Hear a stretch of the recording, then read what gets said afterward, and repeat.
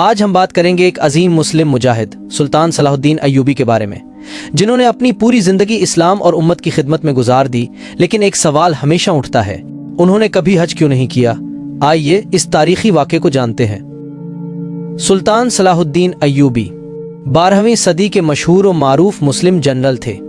انہوں نے بیت المقدس کو صلیبیوں سے آزاد کروایا اور اپنی عدل، رحم دلی اور بہادری کی وجہ سے نہ صرف مسلمانوں بلکہ عیسائیوں کے دلوں میں بھی مقام حاصل کیا۔ لیکن ایک بات جو اکثر لوگ سوچتے ہیں وہ یہ ہے کہ اتنے بڑے مسلم رہنما نے زندگی میں حج کیوں نہیں کیا؟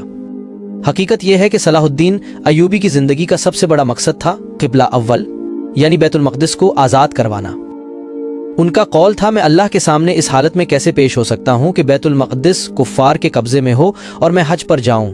ان کے نزدیک حج ایک اہم عبادت ضرور تھی، لیکن امت کی عزت، قبلہ اول کی حرمت اور اسلامی سرزمینوں کی حفاظت اس وقت سب سے بڑا فرض تھا۔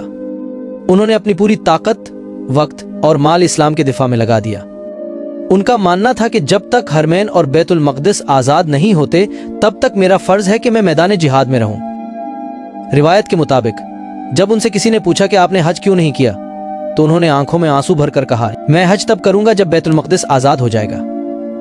لیکن افسوس، جب انہوں نے بیت المقدس فتح کیا تو کچھ ہی سال بعد ان کی صحت خراب ہو گئی اور 1193 عیسوی میں ان کا انتقال ہو گیا بغیر حج کیے۔ صلاح الدین ایوبی کا حج نہ کرنا ان کی کمی نہیں بلکہ ان کی قربانیوں کی عظمت کا ثبوت ہے۔ انہوں نے اپنے نفس پر امت کو ترجیح دی، اپنی عبادت پر امت کی حفاظت کو مقدم رکھا۔ آج جب ہم حج کا ارادہ کریں تو ہمیں اپنی عبادت کے ساتھ ساتھ امت مسلمہ کی حالت پر بھی غور کرنا چاہیے۔ اگر آپ کو یہ واقعہ پسند آیا ہو تو ویڈیو کو لائک کریں، دوسروں کے ساتھ شیئر کریں اور ہمارے چینل کو سبسکرائب کرنا نہ بھولیں